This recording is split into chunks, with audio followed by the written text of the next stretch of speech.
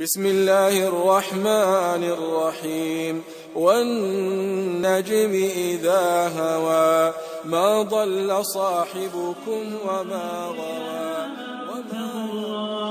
ولتنظر نفس ما قدمت لغد واتقوا الله له ومن يضلل فلا هادي له وأشهد أن لا إله إلا الله وأشهد أن محمدا عبده ورسوله أما بعد فأعوذ بالله السميع العليم من الشيطان الرجيم بسم الله الرحمن الرحيم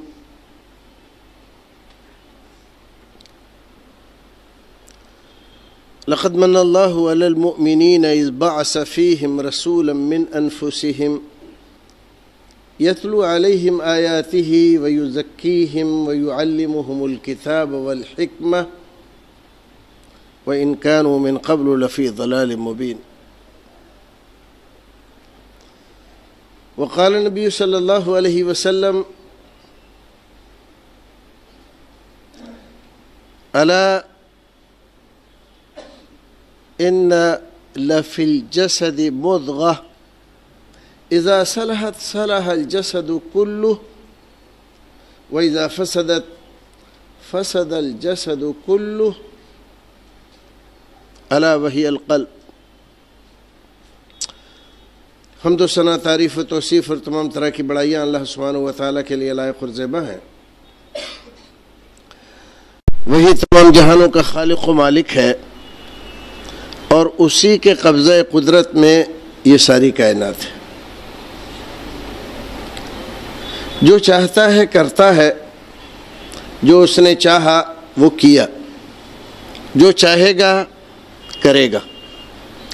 اس کے ارادے کو، اس کی مشیت کو نہ کبھی کوئی بدل سکا ہے اور نہ بدل سکے گا.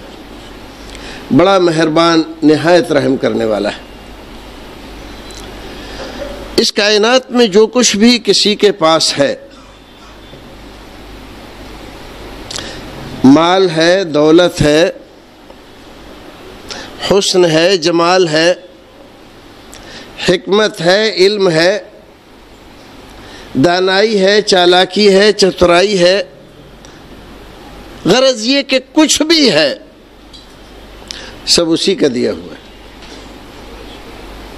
سب اسی کا دیا کھاتے ہیں، اسی کا دیا پہنتے ہیں، اسی کی نوازشوں میں زندگی گزارتے ہیں.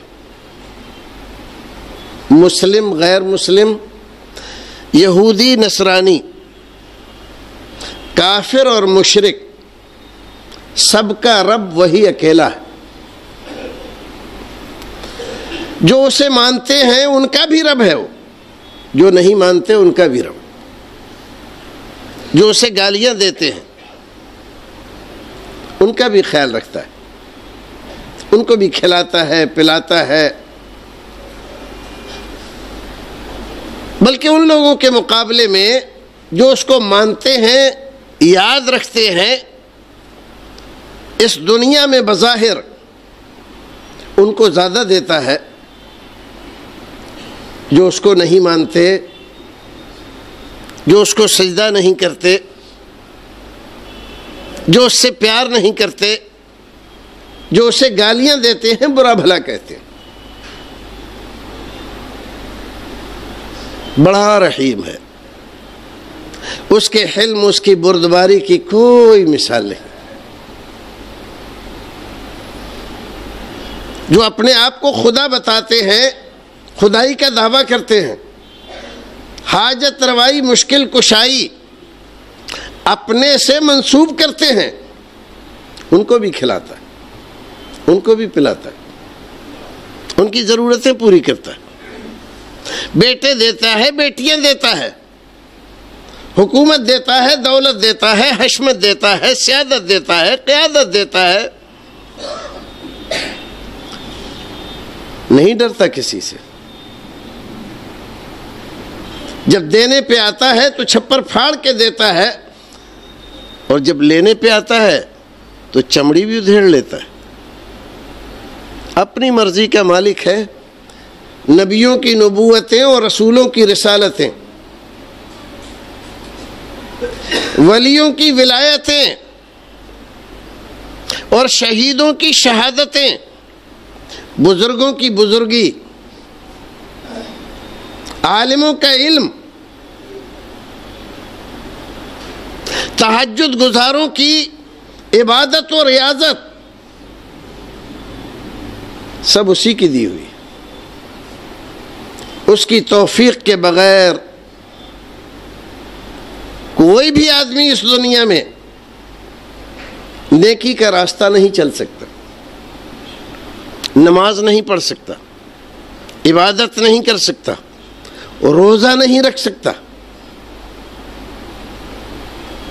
اگر وہ توفیق نہ دے۔ ہم جن عبادتوں پر، ریاضتوں پر، داد و دہش پر، خرچ کرنے پر کبھی کبھی شیطان ہمیں بہکاتا ہے اور غرور میں مبتلا کرتا ہے، ہم تو یہ ہیں، ہم تو یہ ہیں، ہم یہ کرتے ہیں، ہم وہ کرتے ہیں، اور بھول جاتے ہیں کہ یہ سب کچھ اس کی توفیق سے کرتے ہیں۔ اگر توفیق نہ دے تو ہم کچھ نہیں کر سکتے۔ سارا دین، ساری شریعت، سارے دھرموں کا خلاصہ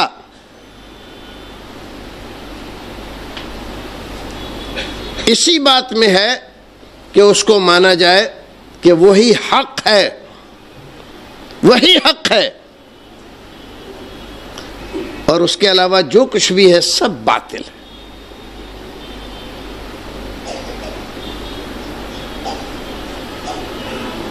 اللہ رب العزت کے علاوہ کسی کے لیے نہ ہمیشگی ہے، نہ قرار ہے، نہ حیات ہے، نہ وجود ہے۔ سارے وجود اس کی وجہ سے، اس نے پیدا کیے تو وجود میں آئے۔ اگر وہ پیدا نہ کرتا تو دنیا میں کبھی کوئی نبی نہ آتا، رسول نہ آتا، شہید نہ بنتا، کوئی بزرگ نہ بنتا۔ سب اس کا کرم ہے، اس کا فضل ہے، اس کی عنایت ہے۔ اور جتنے لوگوں کو اللہ رب العزت نے فضیلت دی، درجے دیے، مرتبے دیے، بڑھائیاں دیں، رفعتیں دیں، بلندیاں عطا فرمائیں، ان تمام میں سب سے زیادہ محمد ابن عبداللہ، محمد الرسول اللہ صلی اللہ علیہ وسلم کو عطا فرمائیں۔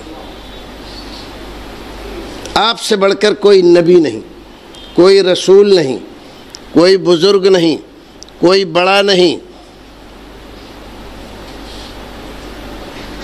ساری فضیلتیں باقی لوگوں کی جہاں پر جا کر ختم ہو جاتی ہیں، وہاں سے میرے رسول کی فضیلتیں شروع ہوتی۔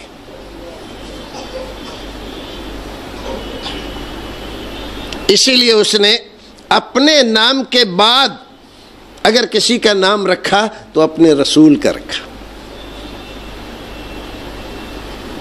یہ ندا جو اس خطبے سے پہلے ہوئی، ایک شخص نے بلند کی، اشہد ان لا الہ الا اللہ واشہد ان محمدا رسول اللہ۔ یہ معمولی نہیں ہے، یہ خلاصہ ہے دین کا، یہ معرفت ہے دین کی۔ جو سمجھتے ہیں وہ سمجھتے ہیں، اور جو نہیں سمجھتے زندگی بھر سر دھنتے ہیں اور اس حقیقت کو نہیں پہچان پاتے۔ اللہ رب العزت نے عبادت کے لیے تمام نبیوں کی زبان سے اپنی ذات کو بتلایا، اور اطاعت و فرما برداری کے لیے اپنے رسول کو بتلایا۔ عبادت صرف اللہ کی اور اطاعت و فرما برداری اللہ کے بعد صرف رسول اللہ کی. ماں باپ کا بڑا درجہ ہے, استاد کا بہت بڑا درجہ ہے, اور بھی کوئی درجے والے ہمارے آپ کے ذہن میں ہوں, ان تمام کے درجے, مرتبے, فضیلتیں اپنی جگہ ہے, لیکن محمد رسول اللہ کے مقابلے میں کسی کا کوئی درجہ نہیں. ان کو درجہ اگر حاصل ہے تو رسول کی اطاعت و فرما برداری سے. کوئی صدیقیت کے درجے پر نہیں پہنچ سکتا, شہادت سے سرفراز نہیں ہو سکتا, بزرگی اور بڑائی سے کامران نہیں ہو سکتا اگر وہ محمد رسول اللہ کی غلامی میں اپنے آپ کو شامل نہیں مانتا. ساری عبادتیں بیکار, ساری ریاضتیں بیکار, نمازیں, روزے, حج, زکوٰۃ, سب کچھ جو ہمارے ذہن میں ہے کہ یہ عبادت ہے اور اچھی ہے اور اس کا بڑا درجہ ہے, اس کا ثواب بہت ہے, اگر رسول اکرم صلی اللہ علیہ وسلم کی رسالت میں ذرہ برابر بھی کمی ہے, آپ کی محبت سے ناآشنا ہے, کسی اور کی محبت دل میں بیٹھی ہوئی ہے, جب مقابلہ ہوتا ہے رسول اللہ کا اور اس شخصیت کا, چاہے پیر ہو, فقیر ہو, بزرگ ہو, کوئی بھی ہو, تو اپنے پیروں کو رسول اللہ کے مقابلے میں آگے بڑھا دیتا ہے, ماں باپ کو آگے بڑھا دیتا ہے, رشتہ داری اور خاندان کو آگے بڑھا دیتا ہے. ناواقف ہے, جاہل ہے, دھوکے میں مبتلا ہے, اس کو کچھ نہیں معلوم, فریب میں زندگی گزار رہا ہے.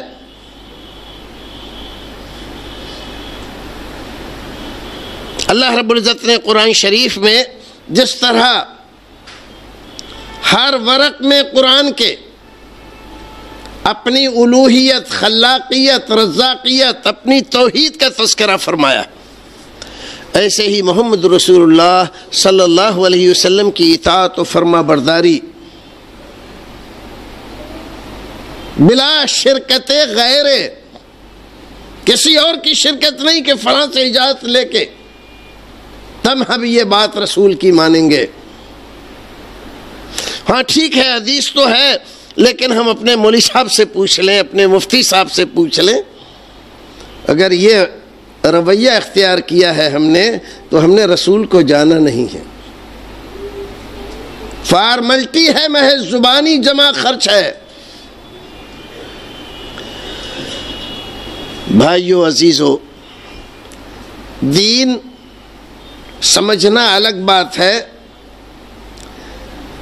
اور ایک ڈھرے پر چلتے ہوئے اپنے آپ کو اس میں شامل کر لینا ایک دوسری بات ہے. پہلے سے ایک ڈھرا بندھا ہوا ہے, اس میں ہم بھی شامل ہو گئے, 5 وقت کی نماز پڑھ لی, رمضان آیا تو روزے رکھ لیے, لوگ زکوٰۃ دینے لگے تو کچھ اپنی جیب میں سے بھی نکال کے دے دیا, دیکھا بہت سارے لوگ حج کو جا رہے ہیں تو اپنا فارم بھی بھروا دیا. یہ دین کی سمجھ نہیں ہے.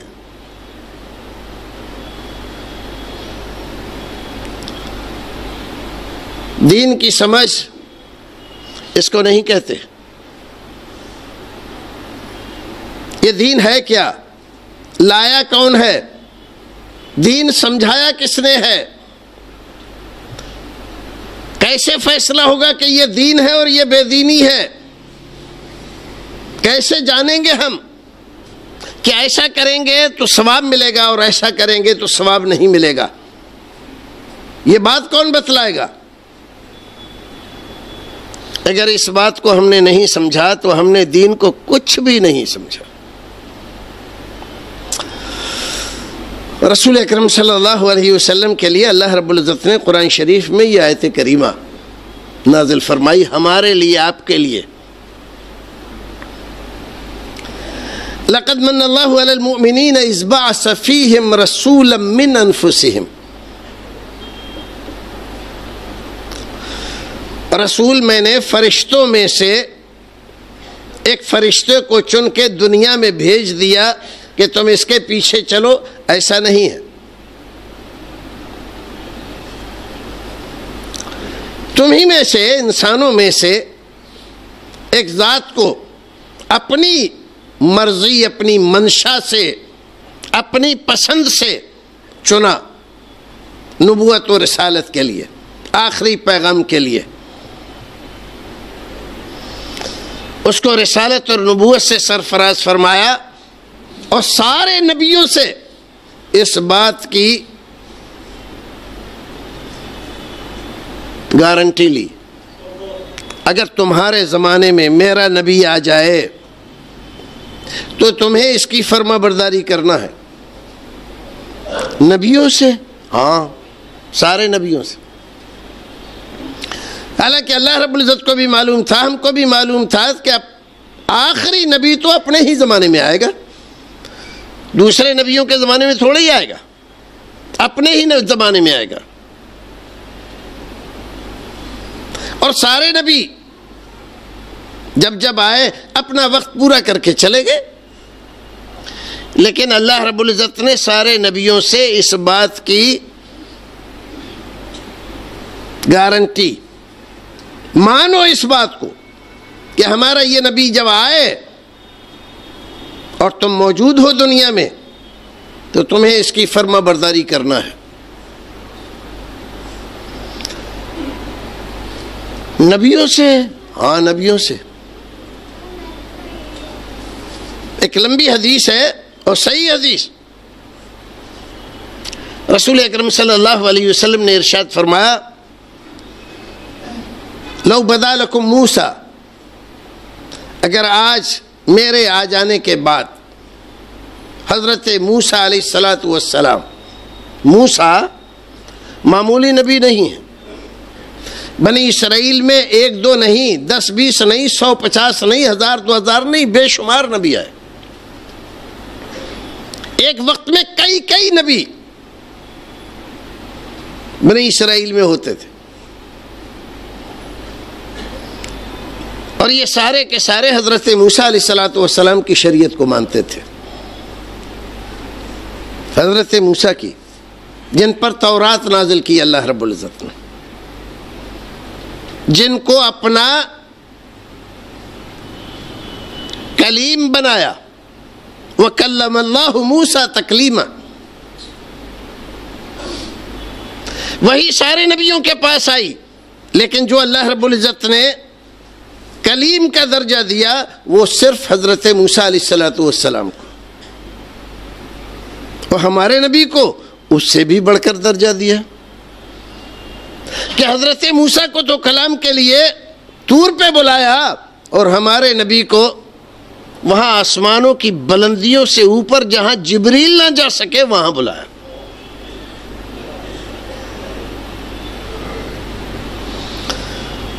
وہ ہے موسیٰ. جتنے نبی آئے بنی اسرائیل میں سب انہی کی لائی ہوئی شریعت کی تعلیم، تدریس، تفہیم، تشریح، تائید، تبلیغ، اس کے لیے تشریف لائے. صرف حضرت عیسیٰ علیہ السلام کو کتاب دی، لیکن وہ کتاب جو عیسیٰ کو دی، انجیل، وہ کتاب شریعت نہیں تھی، کتاب حکم تھی. شریعت حضرت موسیٰ علیہ السلام ہی کی تھی. جائز ناجائز، عبادت، معاشرت، یہ سارے مسائل حضرت موسیٰ علیہ السلام پر جو کتاب نازل ہوئی تورات، اسی کو فالو کرتے تھے حضرت عیسیٰ علیہ السلام. اور آج تک سارے عیسائی اسی کو عہد قدیم یا اولڈ ٹیسٹامنٹل کے نام سے فالو کرتے ہیں. یہ ہے موسیٰ. تو کسی اور نبی کا نام نہیں لیا, موسیٰ کا نام لیا. اگر موسیٰ آج آ جائے میرے آنے کے بعد, وَاتَّبَعْتُمُوهُ وَتَرَكْتُمُونِي, اور تم مجھے چھوڑ کر موسیٰ کے پیچھے لگ جاؤ اور ان کی بات مانو, ان کے بتائے راستے پر چلو. وَاتَّبَعْتُمُوهُ, کس کے راستے پر چل رہے ہیں؟ موسیٰ کے. کس کی بات مان رہے ہیں؟ موسیٰ کے. کون ہیں؟ ایسے ویسے نہیں, نبی ہیں, رسول ہیں, کلیم اللہ ہیں, وہ ہیں جن پر تورات نازل ہوئی. جنت میں جائیں گے؟ نہیں جائیں گے. کامیاب ہوں گے؟ نہیں ہوں گے. رسول اکرم فرماتے ہیں لَضَلَلْتُمْ عَنْ سَوَاءِ السَّبِيلِ, سیدھے راستے سے بھٹک جاؤ گے, گمراہ ہو جاؤ گے. ایک نبی کے پیچھے چل کر گمراہ ہو جائیں گے؟ ہاں, اس آخری نبی کے آ جانے کے بعد کسی کی بات نہیں چلتی, کسی کی نہیں, موسیٰ کی بھی نہیں, موسیٰ کی بھی نہیں. موسیٰ کی نہ چلے, عیسیٰ کی نہ چلے, صالح کی نہ چلے, شعیب کی نہ چلے, نوح کی نہ چلے, ہود کی نہ چلے, اور ہمارے پیروں فقیروں کی چلتی رہے. بات سمجھ میں آتی ہے کیا؟ شریعت کو جانا ہے کیا ہم نے؟ کیا سمجھا ہے درجہ محمد کا؟ کیا سمجھا ہے ہم نے عظمت رسول کو؟ عظمت رسول کے نعرے لگانے والے, عظمت رسول کے جھنڈے گاڑنے والے عظمت رسول کو سمجھتے ہیں؟ ابھی ایک محمد رسول اللہ کی بات رکھو, صحیح حدیث جس کو وہ مانتے ہیں کہ ہاں یہ صحیح حدیث ہے, اور پھر دیکھو تاویلیں, بھاگنے کے راستے, تشریحیں, تفسیریں, تاویلیں, مغالطے. ہاں وہاں یہ بھی صحیح ہے, ٹھیک ہے, بات تو ہے, لیکن حدیث میں تو ہے, لیکن ہمارے مسلک میں, ہمارے مذہب میں, ہمارے امام نے, ہمارے مفتی صاحب نے, ہمارے خاندان میں, ہمارے یہاں یہ سب کیا ہے؟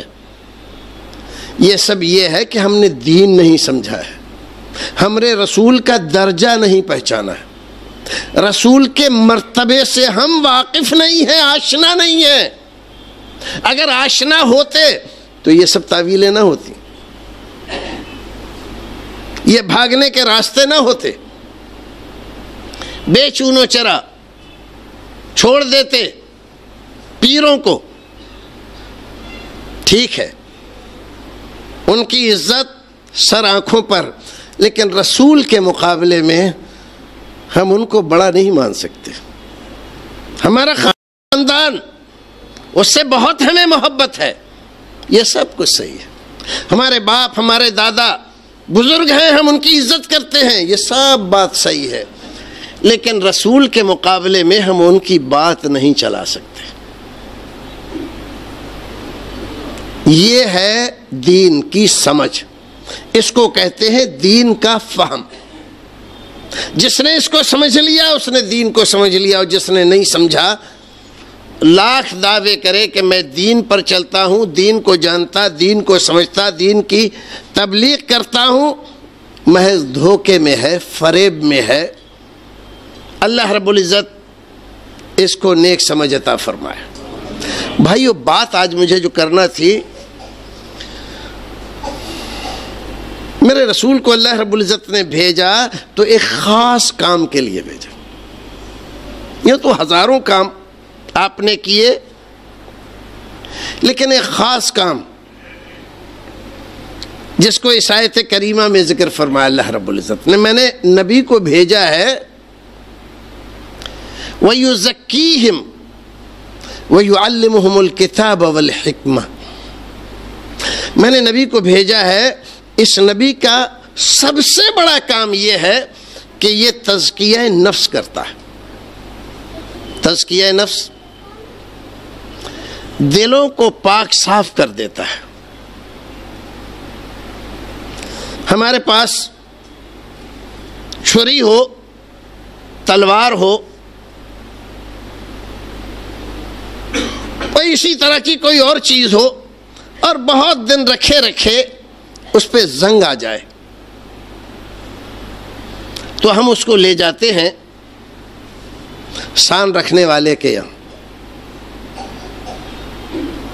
اور کہتے ہیں کہ یہ پڑے پڑے زنگ آلود ہو گئی ہے، اس کو ذرا سا چمکا دو، اس کی زنگ اتار دو، اس کی کاٹ خراب ہو گئی ہے، متھری ہو گئی ہے، یہ کام نہیں کر رہی ہے۔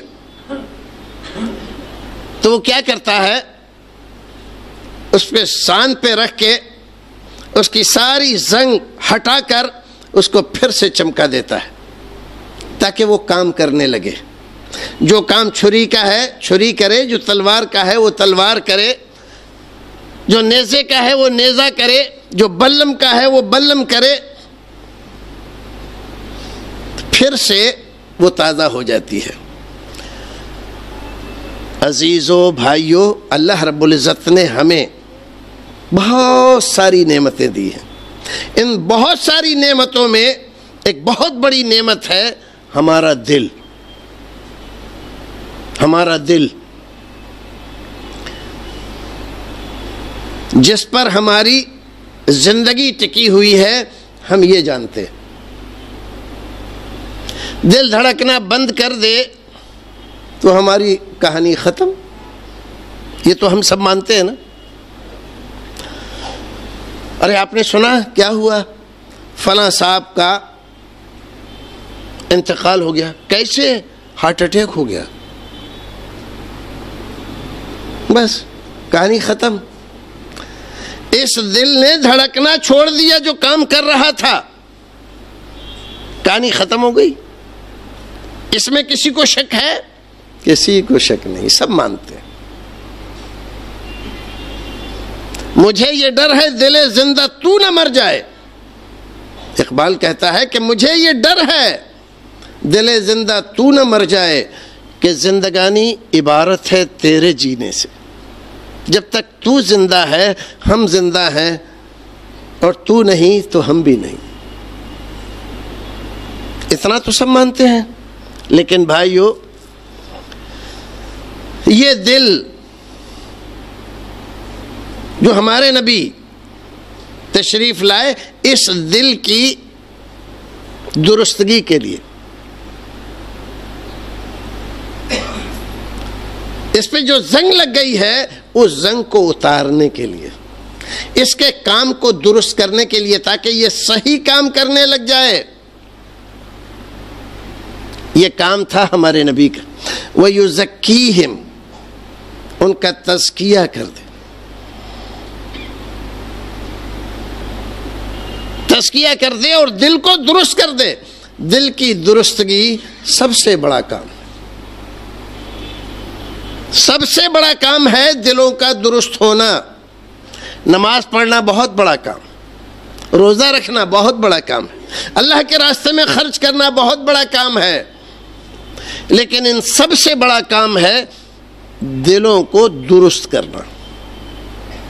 دل اگر درست نہیں ہے تو نماز پڑھتے ہیں لیکن نماز قبول نہیں ہوتی، دل ریاکاری کر رہا ہے۔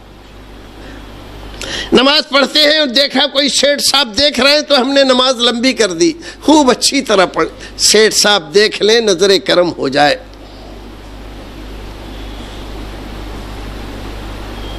عام ہے بیماری، یہ دل کی بیماری ہے۔ لوگ چندہ دے رہے ہیں، ہم نے بھی بڑھ چڑھ کر چندہ دیا، فلاں صاحب دے رہے ہیں، ہمارا بھی نام آئے۔ چندہ دینا تو اچھی بات ہے، لیکن ریاکاری کے لیے، دکھاوے کے لیے، یہ دل کی بیماری ہے۔ من صلی یرائی فقد اشرک ومن صام یرائی فقد اشرک۔ نماز پڑھے دکھاوے کے لیے تو نماز نہیں پڑھتا ہے، شرک کرتا ہے۔ روزہ رکھے لیکن دکھاوے کے لیے روزہ نہیں رکھتا، شرک کرتا ہے۔ سمجھا آپ نے؟ بات آئی سمجھ میں؟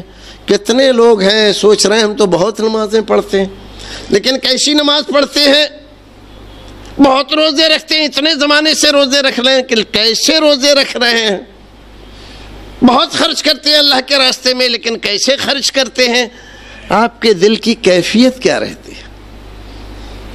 یہ رہتی ہے کہ اللہ رب العزت خوش ہو جائے، اللہ رب العزت قبول کر لے، یہ اسی کی توفیق ہے جو ہم یہ ادا کر رہے ہیں، ورنہ تو نہ ہم نماز پڑھ سکتے تھے، نہ روزہ رکھ سکتے تھے، نہ خرچ کر سکتے تھے، کچھ بھی نہیں کر سکتے تھے۔ دنیا والوں کا اس میں کہیں بھی دور دور کوئی پتہ نہیں۔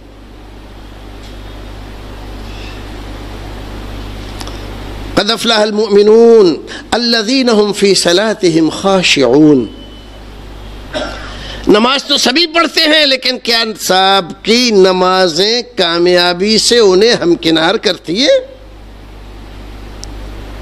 کیا اللہ رب العزت کی ان کی نمازیں ان کو کامیاب بنا رہی ہیں؟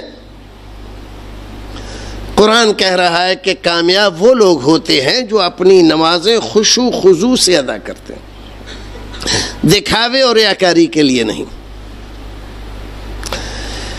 میرے نبی نے فرمایا اللہ رب العزت نے تمہارے جسم میں بہت اہم قیمتی چیزیں پیدا کی ہیں، آنکھیں نہ ہو تو دنیا کی ساری زیب و زینت بیکار، اگر ہاتھ نہ ہو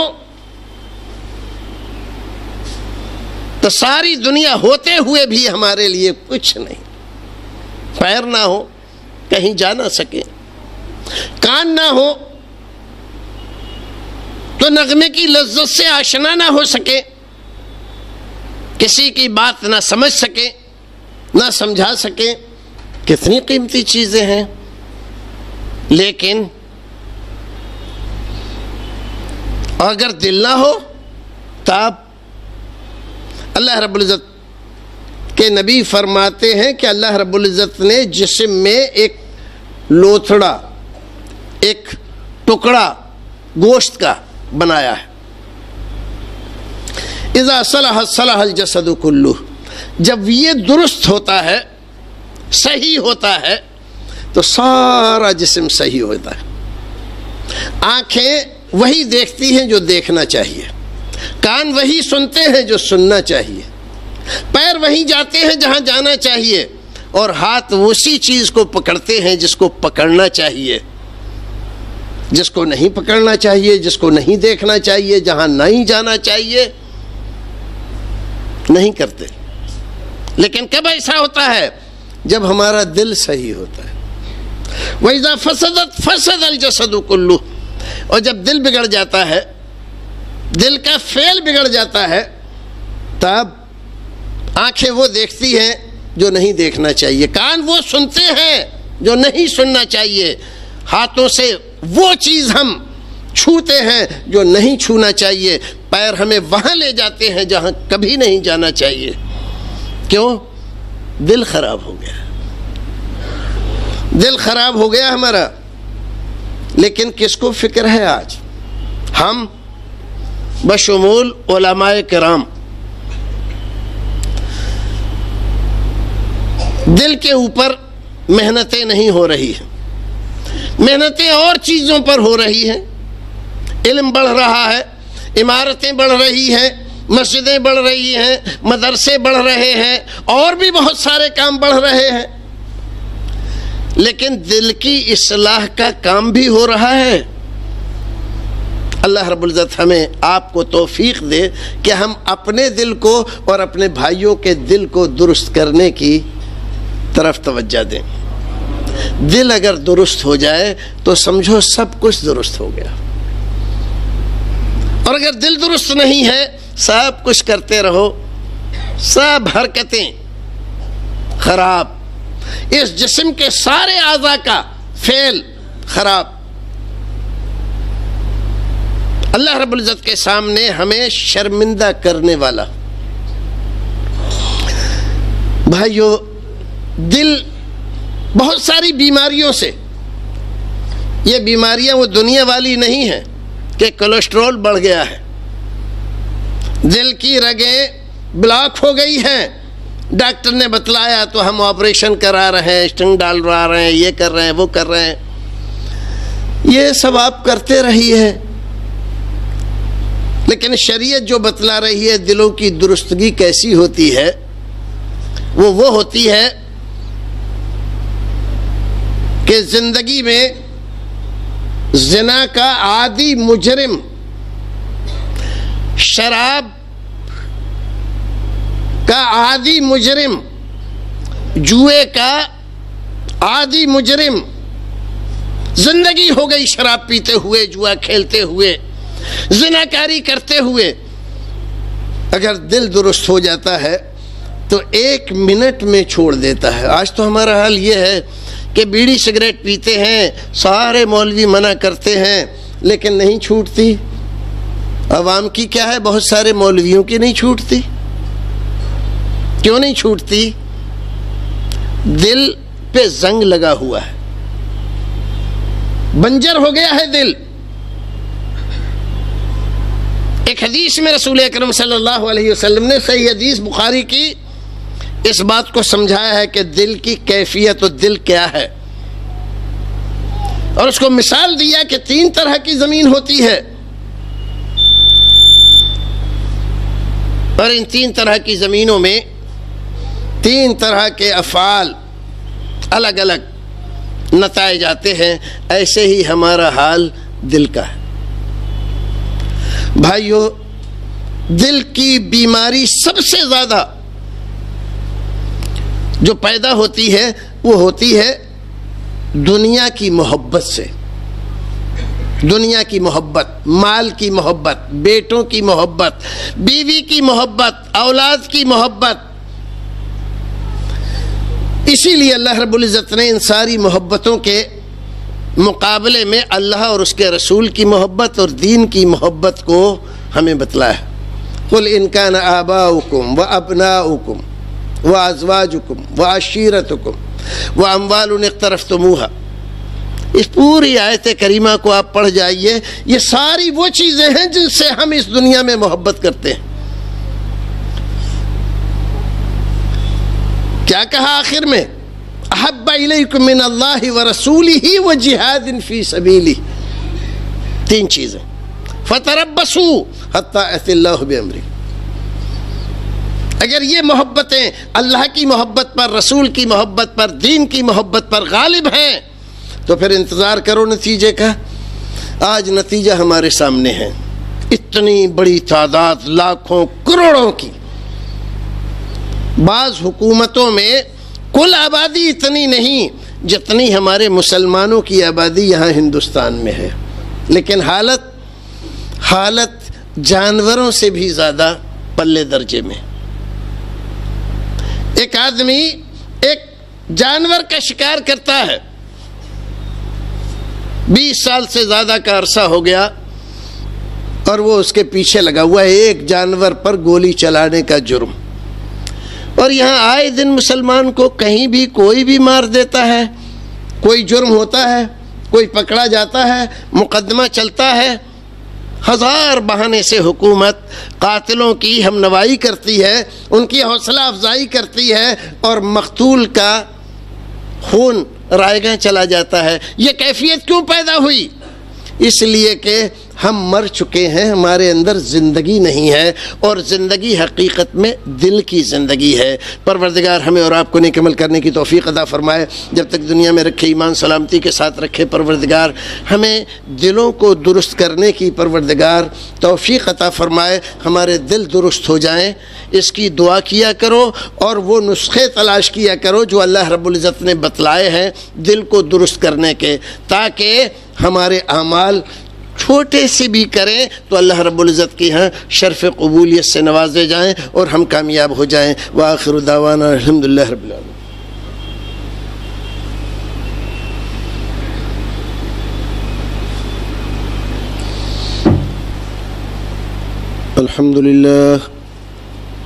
الحمدللہ نحمده ونستعینه ونستغفره ونعوذ بالله من شرور أنفسنا ومن سيئات أعمالنا. من يهد الله فلا مضل له ومن يضلل فلا هادي له.